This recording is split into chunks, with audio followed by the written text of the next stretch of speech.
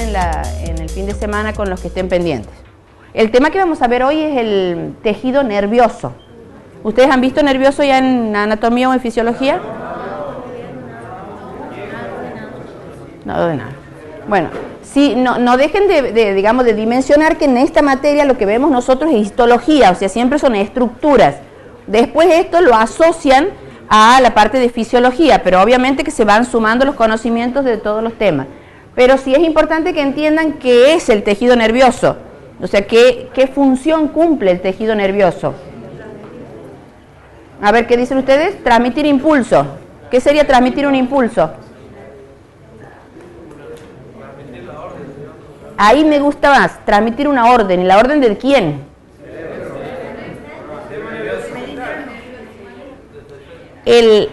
Digamos, el cerebro es el que procesa la información y emite la respuesta. Yo diría está en el medio. El estímulo o el efecto es primero. Va con una información al cerebro, el cerebro la procesa y emite una respuesta.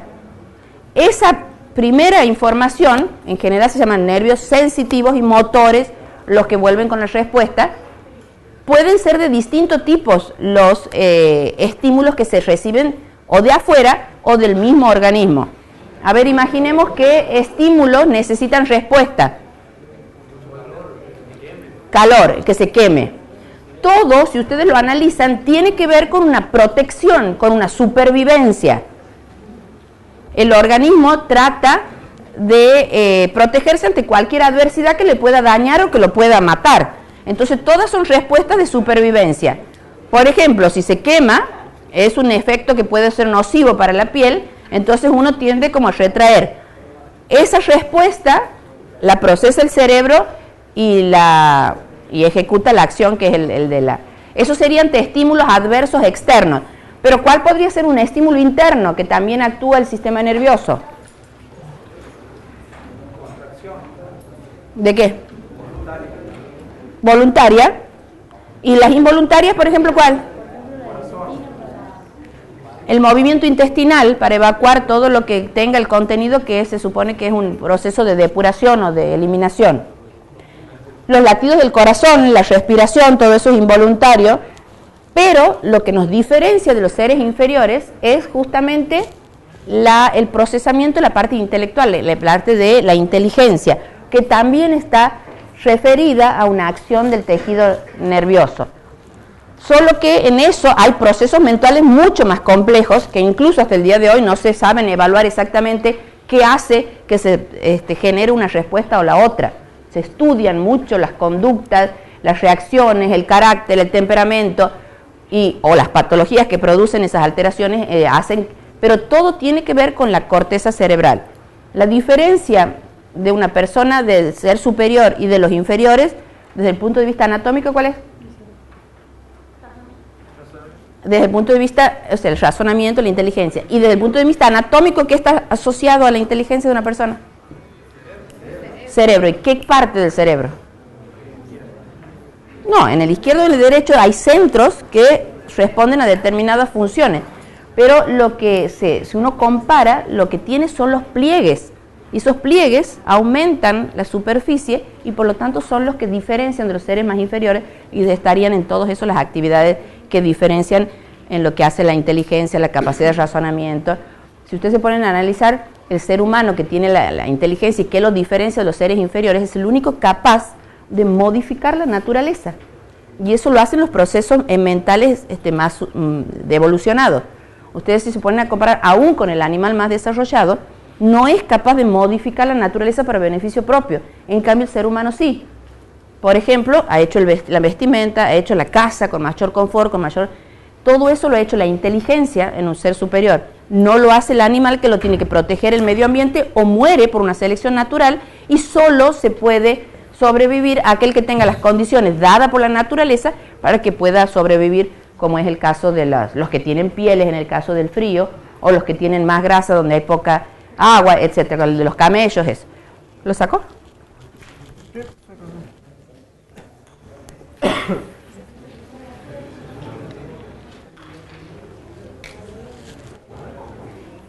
Entonces, hoy lo que vamos a ver es Primero, entender las estructuras distintas que tiene el tejido nervioso y por otro lado, poder por lo menos aprender un poco de esa maravillosa estructura que no se conoce del todo perfectamente, pero que genera una serie de respuestas que, a diferencia de otros órganos de tejidos, no se sabe exactamente qué hace que se despierte eso y que toda esa información vaya por un mismo tipo de células que son las neuronas.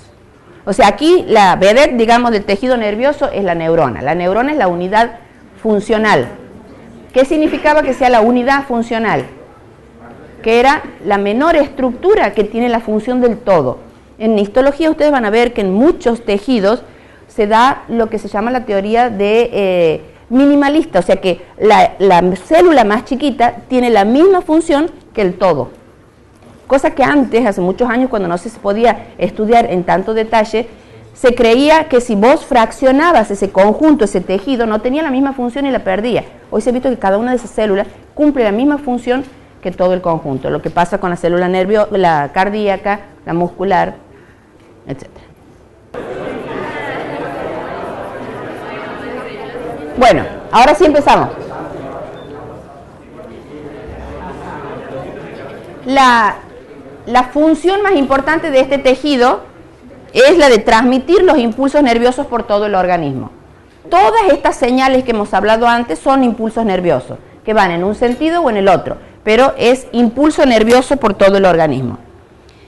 Esos impulsos nerviosos deben ser interpretados por el cerebro para producir o elaborar una respuesta, que cuanto más evolucionado el ser vivo es, más compleja y específica va a ser esa respuesta.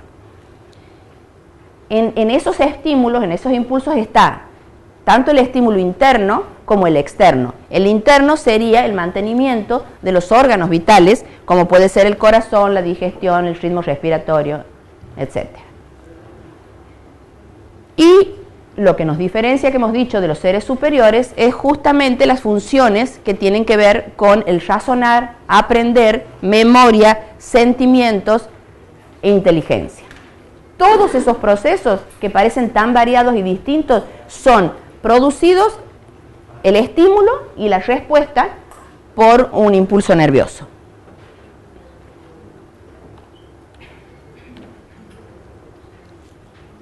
El tejido nervioso tiene como unidad fundamental, una unidad anatómica y funcional, a la neurona. O sea, la neurona aquí es la célula más importante, pero no la única. Esta neurona tiene las propiedades más importantes, y esto es lo que tienen que ustedes saber con precisión, que son la irritabilidad y la conductividad, o conductividad. Vamos a ver de qué se trata esta neurona, que es la que forma este tejido tan importante.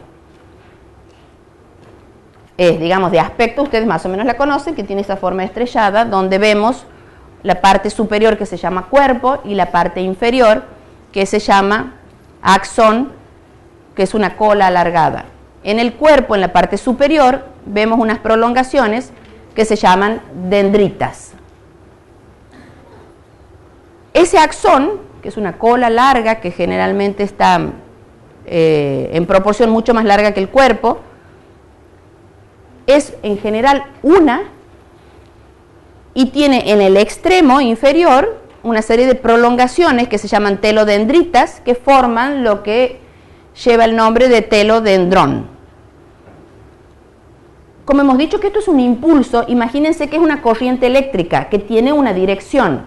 Esa dirección en las células nerviosas es única, o sea, siempre el impulso va desde un sentido hasta el otro. Que en términos generales, hablando de estas neuronas que son las, digamos, estándar o las comunes, el impulso va desde el soma, o sea, desde la cabeza, desde las dendritas, hacia el axón. Por lo tanto, si el impulso pasa por el axón hasta el telodendrón para seguir en otra neurona, el camino o la dirección de ese impulso en el axón se llama centrífuga, porque sale. Porque se fuga, va por eliminándose, saliendo. Las dendritas son las prolongaciones que tienen la parte del soma, o sea, de la cabeza, del cuerpo, de la célula, son muy ramificadas, como las ven ustedes, y es por donde penetra el impulso nervioso. Por lo tanto, las prolongaciones se llaman centrípetas, que es lo opuesto a centrífuga. Toda esta célula está recubierta de una membrana que en homología a otras células se llama neurilema. Lema de superficie y neuri de la neurona. En el cuerpo tenemos una estructura como todas las células, lo más importante el núcleo, ese núcleo es grande, tiene una cromatina laxa, o sea, floja, suelta, y vemos un gran nucleolo. El nucleolo, acuérdense que tenía que ver con la actividad de síntesis del RNA, que en este caso, al tratarse de una célula ya diferenciada, que ha llegado a su punto máximo de diferenciación, ya no tendría razón, pero ha tenido que utilizar esa estructura anterior a llegar a esa última diferenciación. El pericarión, ustedes siempre traten de asociar las palabras con lo que significa, que es una manera más fácil de memorizar. Peri quiere decir alrededor y carión del latín tiene que ver con núcleo. Entonces el pericarión es todo lo que rodea al núcleo, que sería el citoplasma de esta célula. Y como todo tipo de célula, vamos a tener las organelas que corresponden, y en este caso gránulos que tienen que ver con melanina, lípidos, glucógeno o lipofucsina, que son otro tipo de gránulos que encontramos en este citoplasma. También tenemos en el citoplasma estructuras que le permiten mantener la forma y se llaman, son fibrillas, por lo tanto se llaman neurofibrillas. En la estructura de esas neurofibrillas hay túbulos, cuando son un poco más gruesos, neurotúbulos, neurofilamentos o filamentos intermedios, que ahí está dibujado en el esquema como unas rayitas dentro del soma, que son las que le permiten mantener esa estructura sin aplastarse, sin deformarse, etc. Esto simplemente es una clasificación arbitraria que de acuerdo a la forma se le va a llamar o va a tener, simplemente para saber que hay características distintas. El soma va a poder ser cuando tiene forma de fuso, fusiforme, cuando tiene forma de pirámide, piramidal, cuando tiene forma de estrella, estrellado, esférica, etc. Y esta otra clasificación que tiene que ver con las prolongaciones. Bipolar, la primera, parecería como que tiene dos polos, y el aspecto morfológico hace que no parezca cuál es dendrita y cuál es axón. Pero si uno lo evalúa desde el punto de vista funcional, solo uno recibe el impulso y solo uno lo transmite. Por lo tanto, no es interconvertible el bipolar, de que cualquiera es dendrita y cualquiera es axón, sino que siempre tiene una dirección el nervio, que es la que lleva el impulso nervioso desde donde se origina hasta donde va a ser el efecto. En el otro caso se llama unipolar o pseudo monopolar, porque parece... En el dibujo, en la estructura, no, tiene que ser en la función. De aspecto, cuando se la ve en un corte de tejido, no, pero sabemos y se ha probado de que no es reversible, sería, que se puede dar el impulso en un lado, ¿cómo? Es unidireccional, todos los casos. En los seres superiores como nosotros no existe la neurona que puede ser reversible en el funcionamiento. ¿La? Y bueno, dependerá de qué función cumple. Imaginemos que viene de un impulso desde hacia arriba y ha hecho sinapsis con otra neurona y está el cuerpo de esa neurona y va a hacer sinapsis con la que sigue. Que ven, de todas maneras no hace a la clasificación, pero siempre lleva un solo sentido. En el otro caso, lo que se había visto era que tenía como una T, donde desde el soma sale una pequeña fibra, que podría ser el axón, y se divide hacia arriba y hacia abajo. También en la evaluación de la función se ve que tiene un solo sentido. O es desde arriba hacia abajo o es desde abajo hacia arriba. Y la estructura, sin embargo, se le llama pseudomonopolar porque parecería como que tiene una sola forma, un solo caminito, una sola axón que se divide.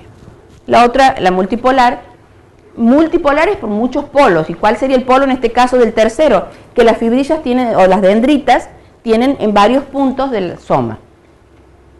y la otra tiene aspecto de pirámide y es piramidal, y la neurona, el soma es más chiquitito y tiene muchísimas más ramificaciones, que ya vamos a ver ejemplos concretos de eso. Aquí está un poco lo que hablábamos recién, que a pesar de que tienen estructuras parecidas en ambos lados, siempre la dirección del impulso es uno solo, y es desde la dendrita hacia el axón. En este caso no tendríamos duda en saber por dónde es, porque el axón está muy diferenciado en la tercera de las otras dos. Entonces sabemos que la dirección del impulso va de arriba hacia abajo. En las otras, y podrías, de aspecto, no le notábamos la diferencia. Ahora, cuando sabemos cuál es la dirección del nervio, podemos afirmar categóricamente que desde donde viene es dendrita y hacia donde va es un axón. La diferencia también está en la estructura química. Unos tienen vaina de mielina y el otro no. Entonces, si la vemos morfológicamente en un dibujo, y podríamos no saber. Ahora, probablemente en un corte de tejido sí se pueda saber cuál es cuál.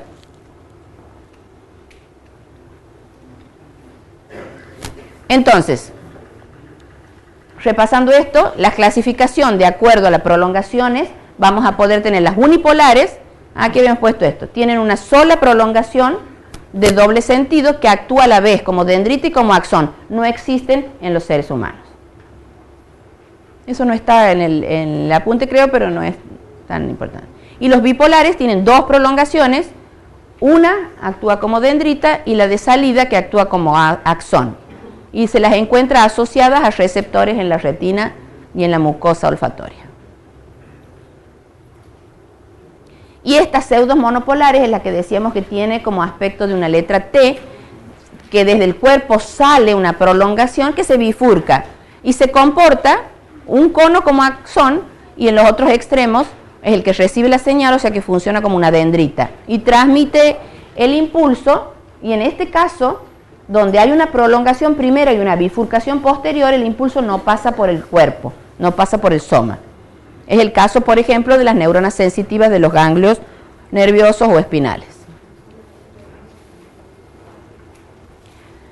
Otra característica muy importante de estas neuronas es que no están solo el filamento del axón, sino está recubierto.